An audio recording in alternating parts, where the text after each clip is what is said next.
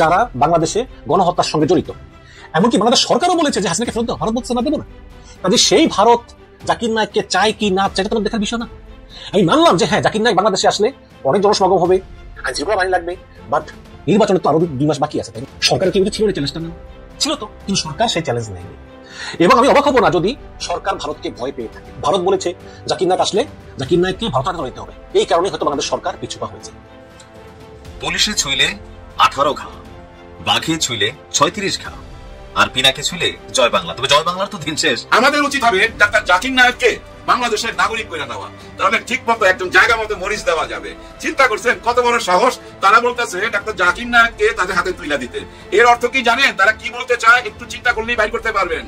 তারা বলতে চায় আমরা শেখ হাসিনাকে দিয়ে দিতে রাজি, তোমরা যদি ডাক্তার জাকির নায়েককে দাও। এটাই বোঝা যায়, কারণ কি ওরা তো জানে আমাদের দেশের সবচেয়ে বড় অপরাধী তাদের দেশে, তাহলে তারা কোন মুখে ডাক্তার জাকির নায়েককে চাবে? তার অর্থ কি জানেন? ওরা চাচ্ছে বাংলাদেশ থেকে এরকম কোন প্রস্তাব দেয় যে ঠিক আছে আমরা দিয়ে দেবো ডাক্তার জাকির নায়েককে, তোমরা শেখ হাসিনাকে দাও। আরে ও ভাই, হাজারটা শেখ হাসিনাকে দিল তো ডাক্তার জাকির নায়েককে দেওয়া যাবে না, ওনার সমানও হইতে পারবে না। হাজারটা হাসিনা ওনার পায়ের নখেরও যোগ্য না। এটা কেন বুঝেন না?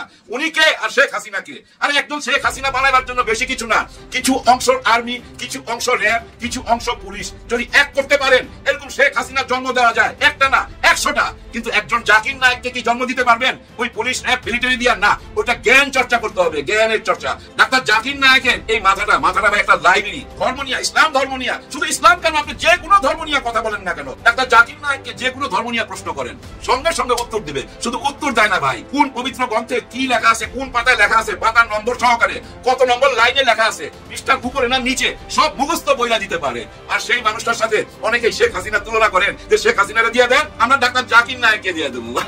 ছেড়ে দিতে বলা হয়, আপনি কি ছেড়ে দেবেন? এটা তো একেবারে ব্যক্তিগত প্রশ্ন, এটা তো আপনি করতে পারেন না, এটা ভবিষ্যতে বলবে। এই প্রশ্নটি আমি সুশীমণিকে বলবো, যেহেতু জামাতের পক্ষ থেকে বলা হয়েছে যে 100 আসন ছেড়ে দেওয়া হবে নির্বাচনে, জামাতের সেক্রেটারি জেনারেল বলেছেন। জনাব সুশীমণি, আপনার কাছে আমার প্রশ্ন হচ্ছে যে কাদেরকে আসলে ছেড়ে দেওয়া হবে? যদি এই 100 আসনের ভিতরে আপনার আসনটি পড়ে যায়, তাহলে আপনার প্রতিক্রিয়া কি হবে? অফকোর্স, যদি আবার আসন এই যোগ্যতা কারণে ছেড়ে দিতে হয়, আমার কোনো আপত্তি থাকবে না এবং আমি হ্যাপিলি তাতে এগ্রি করে যাব। জাকির নায়েক যদি বাংলাদেশে আসতে হয়, তাহলে তো মালয়েশিয়া অবস্থিত বাংলাদেশের দূতাবাস আছে, সেখানে ভিসার জন্য আবেদন করতে হবে। তারপর বাংলাদেশ দূতাবাস ভিসা মঞ্জুর করবে, তারপর তিনি আসবেন। একটা ইভেন্ট ম্যানেজমেন্ট জাকির নায়েককে আনতে চেয়েছিল, কিন্তু একটু আগের খবর যে বাংলাদেশ সরকার জাকির নায়েককে বাংলাদেশে আসার অনুমতি দেয়নি। এটা খুবই দুঃখজনক। দর্শক, আপনারা জানেন যে গত সপ্তাহে ভারতীয় পররাষ্ট্র মন্ত্রণালয়ের সাপ্তাহিক ব্রিফিং এ ভারতের পররাষ্ট্র মন্ত্রক রণধীর জয়সওয়াল তিনি বলেছেন যে জাকির নায়েক ভারতে ওয়ান্টেড, সুতরাং জাকির নায়েক যে দেশেই থাকে সে দেশের উচিত জাকির নায়েককে ভারতের হাতে তুলে দেওয়া। তো এরপরই আপনার বিপুল একটা বিতর্ক শুরু হয় এবং আমি একটা ভিডিও বানিয়েছিলাম সেখানে, তো যেখানে আমি গৌতম নাহারের ইন্টারভিউ নিয়েছি, ভারতের প্রখ্যাত সাংবাদিক। তো এরপরে একটা কানাঘুষা হলো যে আসলে কি জাকির নায়েক বাংলাদেশে রিস্ক নিয়ে আসবেন কিনা, যে ইউনূস সরকার যদি তাকে ভারতের হাতে তুলে দেয়। আবার অনেকেই বলতেছেন যে জাকির নায়েকের নিরাপত্তা নিয়ে একটা শঙ্কা আছে, কারণ হয়তো ভারত চিন্তা করতে পারে জাকির নায়েককে আমরা আছে না অনেক সময় গোপন খুনি বাহিনী পাঠায়, আমি তো দেখেছি এরকম গুপ্ত হত্যা একটা দেশ আরেক দেশে করে থাকে, এরকম বিভিন্ন নিরাপত্তা নিয়ে একটা নানা শঙ্কা ছিল। সরকারের মনে শঙ্কা ছিল জাকির নায়েক আসলে কোটি কোটি লোক আসবে, কি হয় না হয়। শেষ পর্যন্ত আমরা শুনলাম গৌতম নাহারের কাছে যে জাকির নায়েক আসলে এখন পর্যন্ত ভিসার জন্য অ্যাপ্লাই করেনি, তিনি বাংলাদেশ সরকারের নিকট থেকে গ্রিন সিগন্যালের জন্য ওয়েট করতেছিলেন। কিন্তু শেষ পর্যন্ত আজকে সবাই সিদ্ধান্ত হলো যে জাকির নায়েককে বাংলাদেশে আসার অনুমতি দেওয়া হবে না। এটা খুবই দুঃখজনক। আমি একটু পড়ে শুনে তারপর আমি বিশ্লেষণ করবো। প্রথম আলোর খবর, জাকির নায়েককে আপাতত বাংলাদেশে আসার অনুমতি না দেওয়ার সিদ্ধান্ত। ভারতীয় বংশোদ্ভূত ইসলামী বক্তা জাকির নায়েককে আপাতত বাংলাদেশে আসার অনুমতি না দেওয়ার সিদ্ধান্ত হয়েছে। আজ মঙ্গলবার সচিবালয়ে স্বরাষ্ট্র মন্ত্রণালয়ের সভাকক্ষে আইন শৃঙ্খলা সংক্রান্ত কোর কমিটির সভায় সিদ্ধান্ত হয়। স্বরাষ্ট্র মন্ত্রণালয় সূত্রে জানা গিয়েছে যে একটি প্রতিষ্ঠান জাকির নায়েককে 28 এবং 29 নভেম্বর 2 দিনের জন্য ঢাকায় আনতে চায় এবং ঢাকার বাইরেও যাওয়ার পরিকল্পনা রয়েছে তার। তবে জাকির নায়েককে ঢাকায় নিয়ে আসা নিয়ে কয়েকদিন ধরে আলোচনা চলছে। আজকে সবাই আলোচনা হয় যে জাকির নায়েক বাংলাদেশে এলে প্রচুর জনসমাগম হবে এবং জনসমাগম নিয়ন্ত্রণে প্রচুর আইন শৃঙ্খলা বাহিনী সদস্যের প্রয়োজন হবে। জাকির নায়েকের ঢাকা আসাকে কেন্দ্র করে এই মুহূর্তে এত সদস্য সেখানে মোতায়েনের সুযোগ নেই। সবাই এখন নির্বাচনমুখী। সবাই সিদ্ধান্ত হয় যে জাতীয় নির্বাচনের পর তিনি ঢাকায় আসতে পারেন, তবে নির্বাচনের আগে নয়। সরকার চিন্তা করতেছে যে নির্বাচনের পরে তো আর থাকবেন না, তারা নতুন সরকারের কাছে কথা দিয়ে দিবেন, তখন সেটা নতুন সরকার দেখবে। একটা আর কি দায়িত্ব এড়ানোর চেষ্টা আর কি। তো আরো লিখেছেন যে 2016 সালে ঢাকার হোলি আর্টিজান বেকারিতে জঙ্গি হামলার পর জাকির নায়েকের বিরুদ্ধে সন্ত্রাসী কার্যক্রমে উস্কানি এবং বিদেশপূর্ণ বক্তব্য প্রদানের অভিযোগ আনে ভারত সরকার। এরপর জাকির নায়েক ভারত ছাড়েন এবং মালয়েশিয়াতে আশ্রয় নেন।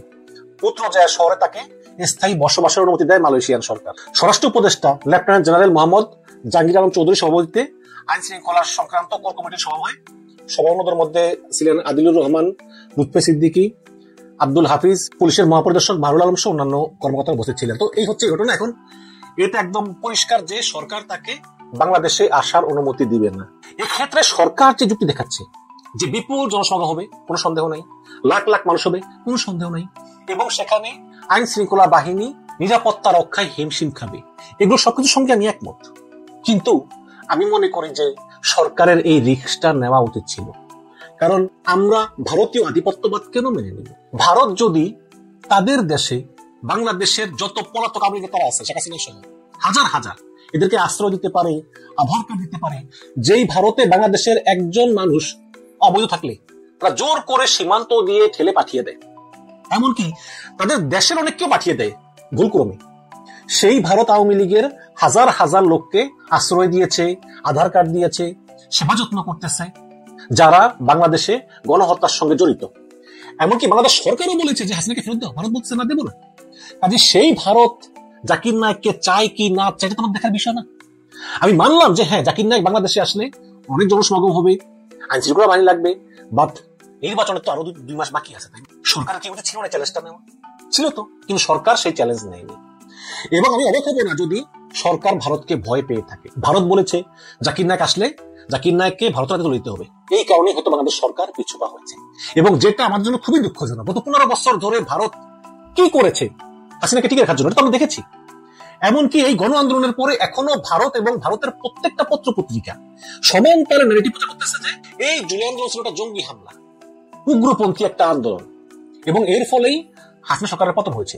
কিন্তু এই যে হাসিনার এই 15 বছর ধরে নির্যাতন, গুম খুন, তারপরে জুলাই গণহত্যা, ভোটার বিহীন নির্বাচন, দামি নির্বাচন, একটা দিনের ভোট রাতে, এগুলো সব কিছু ভারত কোনো কিছু স্বীকার করে না। তাহলে সেই দেশটা আমাদের প্রতিবেশী দেশ, প্রতিবেশীর সঙ্গে যতটুকু সম্পর্ক থাকা দরকার তা নয় থাকবে, কিন্তু তাদের কথায় আপনি জাকির নায়েক আসলে দিবেন না। আপনি এটা বলতে পারতেন যে জাকির নায়েক আসলে একটা ইনডোরে অনুষ্ঠান হবে, সেখানে এই পরিমাণ লোকজন থাকবে, এর বাইরে থাকবে না।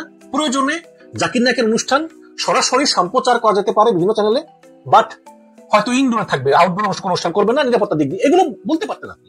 কিন্তু এগুলো না বলে একদম স্বরাষ্ট্র মন্ত্রণালয় কোর কমিটির সবাই একদম নাকচ করে দিলেন। এবং আমি মনে করি যে এই নাকচ করাটা আমাদের এই ভারতীয় আধিপত্যবাদের কাছে নতজানু হওয়ার আরেকটা উদাহরণ। আমরা শেখ হাসিনাকে তাড়িয়ে দিয়েছি মানবাধিকার, ভোটাধিকার এগুলো ফিরে পাওয়ার জন্য, এটা কোনো সন্দেহ নাই। কিন্তু শুধু কি তাই? আমরা শেখ হাসিনাকে তাড়িয়ে দেওয়ার মতো কারণ হচ্ছে আমরা ভারতীয় আধিপত্যবাদ মুক্ত করতে চেয়েছিলাম, কিন্তু তাকে আমরা পেরেছি? পারি নাই তো।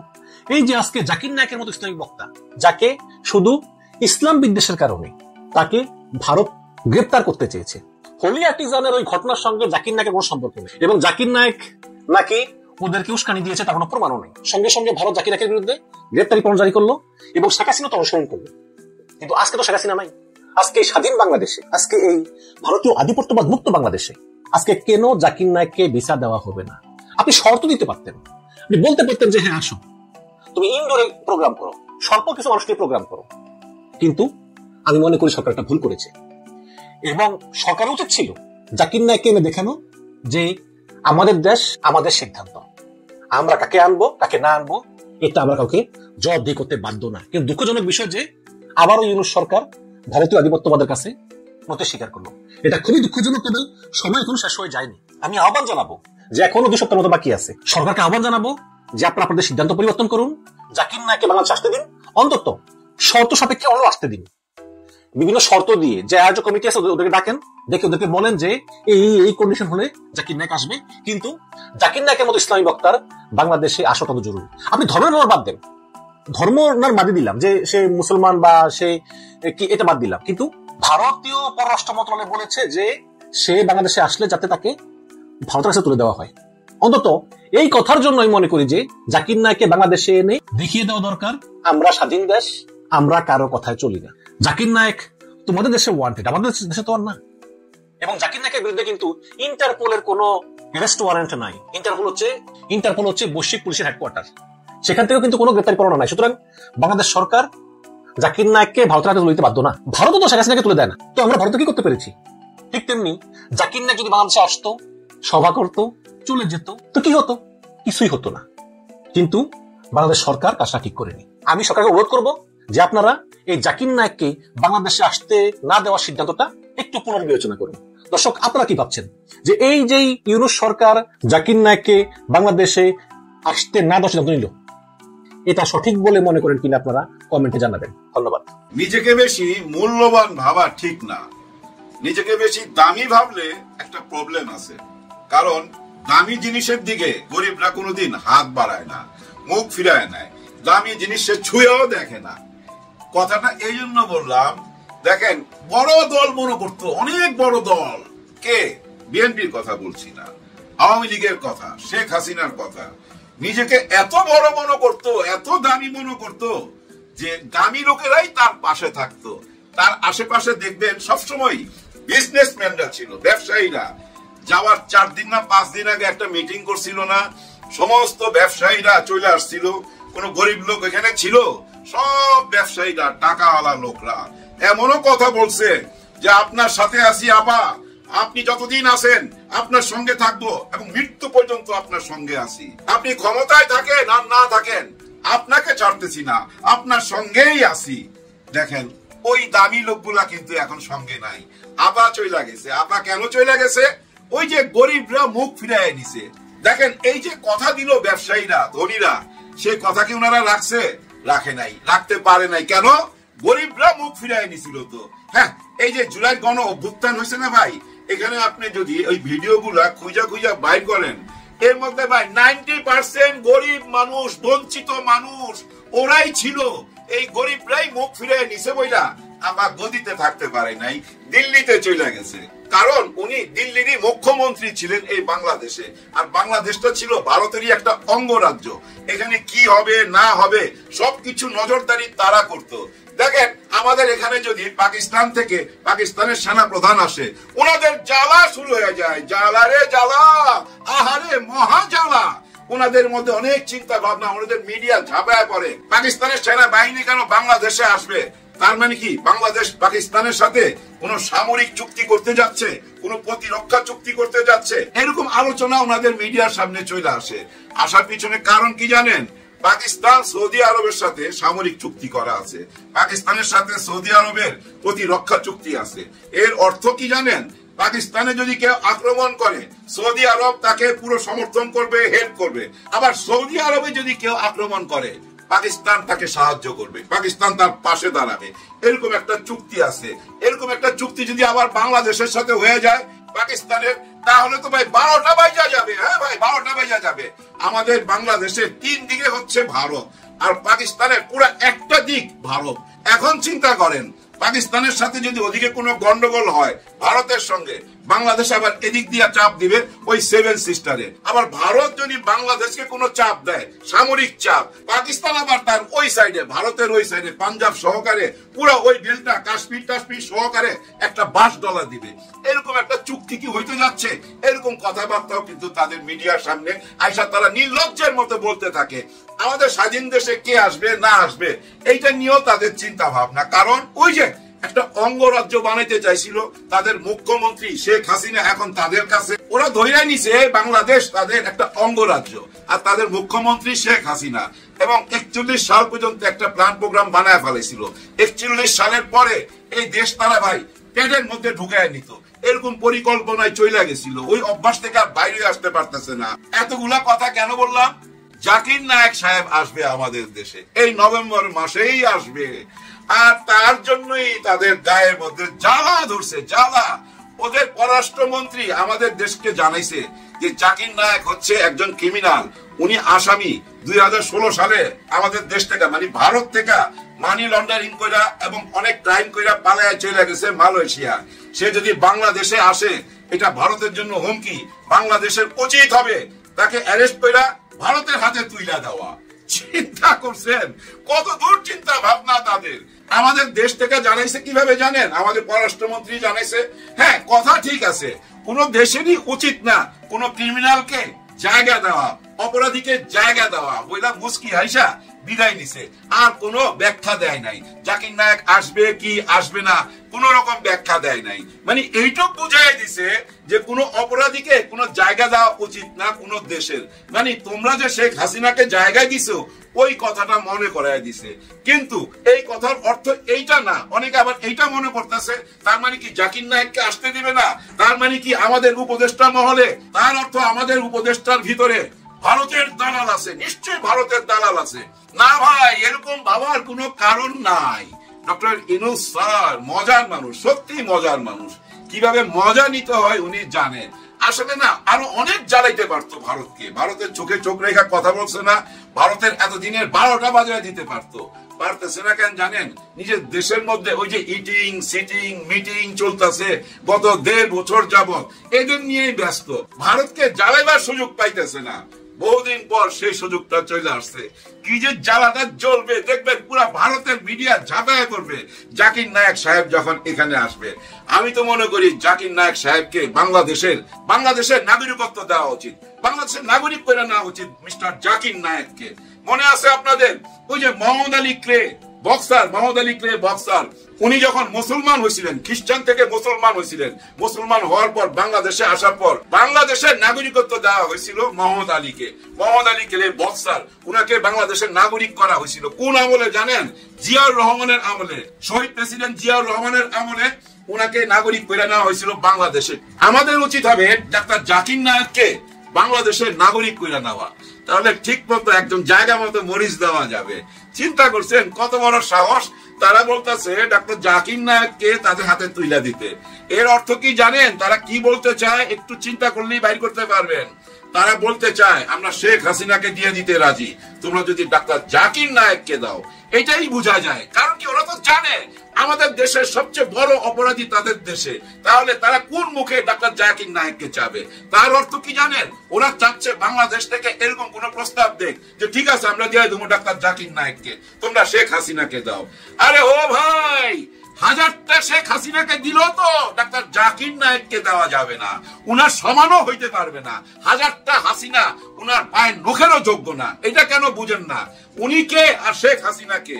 আরে একজন শেখ হাসিনা বানাবার জন্য বেশি কিছু না, কিছু অংশ আর্মি, কিছু অংশ র্যাব, কিছু অংশ পুলিশ যদি এক করতে পারেন, এরকম শেখ হাসিনার জন্ম দেওয়া যায়, একটা না 100টা। কিন্তু একজন জাকির নায়েককে কি জন্ম দিতে পারবেন ওই পুলিশ র্যাব মিলিটারি দিয়া? না, ওইটা জ্ঞান চর্চা করতে হবে, জ্ঞানের চর্চা। ডাক্তার জাকির নায়েকের এই মাথাটা ভাই একটা লাইব্রেরি, ধর্ম নিয়ে, ইসলাম ধর্ম নিয়ে, শুধু ইসলাম কেন, আপনি যে কোনো ধর্ম নিয়ে কথা বলেন না কেন, ডাক্তার জাকির নায়েককে যে কোনো ধর্ম নিয়ে প্রশ্ন করেন, সঙ্গে সঙ্গে উত্তর দিবে। শুধু উত্তর দেয় না ভাই, কোন পবিত্র গ্রন্থে কি লেখা আছে, কোন পাতায় লেখা আছে, পাতার নম্বর সহকারে, কত নম্বর লাইনে লেখা আছে, পৃষ্ঠার উপরে না নিচে, সব মুখস্থ বইলা দিতে পারে। আর সেই মানুষটার সাথে অনেকেই শেখ হাসিনা তুলনা করেন যে শেখ হাসিনারে দিয়ে দেন, আমরা ডাক্তার জাকির নায়েককে দিয়ে দেব। দেখেন কোন একটা টাইমে ডাক্তার জাকির নায়েক সাহেব আসতেছে, এটা মাথায় রাখেন, সময়টা কিন্তু খুব গুরুত্বপূর্ণ। হ্যাঁ, এদিকে দেখেন না 8টা ইসলামিক দল এক জায়গায় চলে আসছে। কিছুদিন যাবত আমাদের একটু সন্দেহ হচ্ছিল, হেফাজত ইসলামকে নিয়ে আমাদের অনেক সন্দেহ ছিল, শোনা যাচ্ছিল ওনারা বিএনপির সাথে হাত মিলাবে। কিভাবে বিএনপির সাথে হাত মিলায়? শাপলা চত্বরে ওনারা যেদিন আসছিল, কার সাহসে আসছিল? বিএনপির সাহসে আসছিল। মামুনুল হক সাহেব বলছে না, আমরা শাপলা চত্বরে গেছিলাম আপনাদের সাহসে, আপনারা কথা দিছিলেন, যার জন্য আমরা ওইখান থেকে আর সরি নাই। আমরা ভাবছিলাম সন্ধ্যার মধ্যে আপনারা এসে আমাদের সঙ্গে যোগ দিবেন, কিন্তু আপনারা আসেন নাই। আর সেই রাত্রি নেমে আসে ভয়াবহ হত্যাকাণ্ড। সেই কথা কি ভুলে গেছে হেফাজত ইসলাম? না ভাই, ভুলতে পারে না। 8টা দল আজকে একসাথে আইসা কি ঘোষণা দিছে? দাবি তাদের 5টা, আর 5টা দাবির মধ্যে সবচেয়ে বড় দাবি, যেটা নিয়ে এখন সবচেয়ে বেশি আলোচনা, সেটা কি? গণভোট হবে কিনা। জুলাই সনদপত্রের বাস্তবায়নের আদেশ চায় ওনারা, শুধু আদেশ না, বাস্তবায়নের আদেশ দিতেই হবে, না দিয়ে কোনো উপায় নাই। গণভোট দিতেই হবে জাতীয় নির্বাচনের আগে। এই ছাড়া কোনো উপায় নাই। আজকে উপদেষ্টারাও কিন্তু প্রেস ব্রিফিং করছিল, ওনারা প্রেসকে ডাকছে, ওদিক দিয়ে আবার দেখেন গুলশানে বিএনপির মিটিং চলতেছে, প্রেস ওইখানে দৌড়াইতেছে, আবার 8 দল একসাথে হইয়া জামাত ইসলামের সঙ্গে যে প্ল্যাটফর্মে আসছে ওইখানে প্রেস দৌড়াইতেছে। সমস্ত সাংবাদিক ভাই ব্যস্ত হয়ে গেছে। এই ব্যস্ততার মধ্যে আমাদের উপদেষ্টা আসিফ নজরুল সাহেব কেন ডাকলো এটা বুঝলাম না। উনি ডাইকা শুধু বললো আগামী 1 সপ্তাহের মধ্যে সমস্ত দল যদি একসাথ হইয়া কোনো সিদ্ধান্ত না দেয় তাহলে সরকারি একটা সিদ্ধান্ত নিবে। কথাটা বুঝেন, কথাটার মধ্যে লজিক আছে, কারণ আপনারা সমস্ত দল মিলা তো আওয়ামী লীগকে সরাইছেন, এক প্ল্যাটফর্মে ছিলেন, একসাথে কাঁধে কাঁধ মিলায়া হাতে হাত মিলায়া স্বৈরাচারের বিরুদ্ধে যুদ্ধ করলেন, তাহলে এখন কেন একসাথ হইয়া একটা সিদ্ধান্ত আসতে পারবেন না? আর যদি আপনারা সিদ্ধান্তে না আসেন তাহলে আমরা 1 সপ্তাহের মধ্যে সিদ্ধান্ত দিয়ে দিব। এইটুকুই কথা বলছে। এইটুক কথা বলার জন্য এই সাংবাদিক ভাইদেরকে কষ্ট দেওয়া উচিত হয় নাই। আপনি স্ট্যাটাস দিয়েই জানাই দিতেন, এটা তো আমরা জানি। যদি কেউ এক জায়গায় না আসতে পারে, সিদ্ধান্তে না আসতে পারে, ডক্টর ইউনূস স্যারই সিদ্ধান্ত দিবে, কারণ 3 বাহিনীর সাথে উনি বসছে না, বৈশাখ একটা সিদ্ধান্তে তো চলেই আসছে। 1 সপ্তাহের মধ্যে অনেক কিছু ঘটতে যাচ্ছে ভাই, অপেক্ষা করেন, হতাশ হবেন না, কেউ হতাশ হবেন না। আমার বিশ্বাস ওই যে বড় দল, দামি দল, হ্যাঁ দামি ভাবলে কিন্তু ওই যে প্রথম যে গল্পটা বললাম ওইটা মনে রাখেন, গরিব মানুষ কিন্তু মুখ ফিরায় নিবে। তাই দামি বলতে কিছু নাই, সবাই এক প্ল্যাটফর্মে চলে আসেন, জুলাই সনদপত্রের বাস্তবায়নের আদেশটা দিয়ে দেন, আর পিয়ার সিস্টেম, উচ্চ কক্ষের পিয়ার সিস্টেমের নির্বাচনটা দিয়ে দেন। ভাই দিতে অসুবিধা কি? সবাই মিলাই সংসদে যান না, পিয়ার সিস্টেম দিলে ভাই এই ছোট বড় দল যা আছে সবাই যাইতে পারবে। এই যে দেখেন আপনারা জোট করতেছেন, কেন জোট করতেছেন? বিভিন্ন দলকে সঙ্গে নিয়েই তো এই সংসদে যাইতে চাইতেছেন, তাহলে পিয়ার সিস্টেমে যাইলে অসুবিধা কি? এই যে জোট বানায় নিয়ে যাইবেন, এটা তো ভাই অনেকটা ওই যে জাতীয় পার্টির মতো, ওই যে জাতীয় পার্টির জিএম কাদের সাহেবের মতো বিরোধী দল জোট বানায়া সঙ্গে নিয়ে যাওয়ার কোনো দরকার আছে? কোনো দরকার নাই। যার যার প্রতীক নিয়ে সে নির্বাচন করবে, এবং সে যদি অল্প ভোট পায়, কম ভোট পায়, তার কম সদস্য যাবে এই সংসদে, যার বেশি ভোট তার দলের লোক বেশি যাবে সংসদে। অসুবিধা কি? সবাইকে নিয়ে এক জায়গায় বসা দেশটা চালাইতে অসুবিধা কি? এই নতুন বাংলাদেশের নতুন নিয়ম মানতে অসুবিধা কি? আগের নিয়ম মাইনা চললে তো ভাই কোনো কিছুই হবে না। ওই আগের সংবিধানে যা যা লেখা আছে ওগুলো মাইনাই তো শেখ হাসিনা স্বৈরাচার হয়েছিল। সংবিধানের বাইরে কি গেছিল? সংবিধান বাইরে যায় নাই, সংবিধান নিজের মতো কইরা তৈরি কইরা আইন পাস করে তারপরে স্বৈরা শাসক হয়েছিল। তাহলে ওই সংবিধানটা রাখবেন কেন? কোনো দরকার নাই। তার মানে কি ওই সংবিধানটাকে একটুখানি রদ বদল করতে হবে।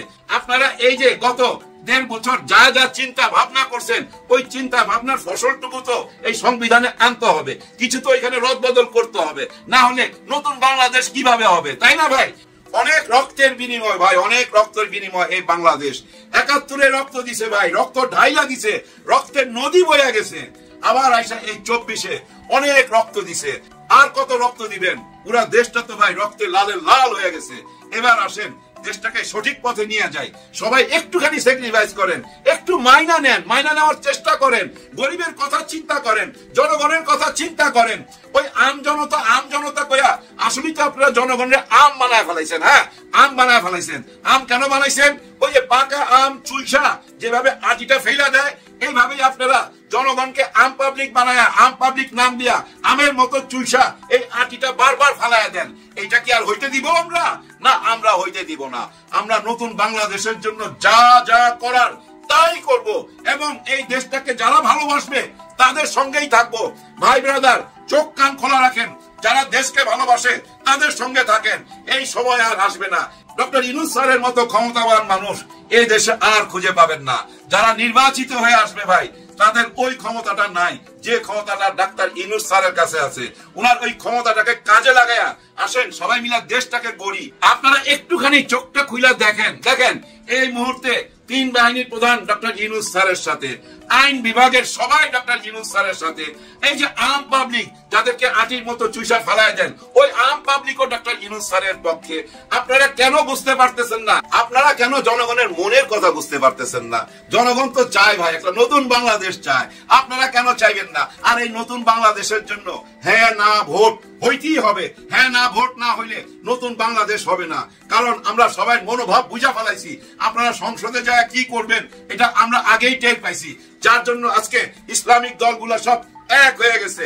আপনারা যদি একসাথে বৈশা কোন সিদ্ধান্তে না আসতে পারেন তাহলে মাঠে সিদ্ধান্ত নেন। আমরা দেখতে চাই মাঠে কার জোর বেশি, জোর যার মুল্লুক তার।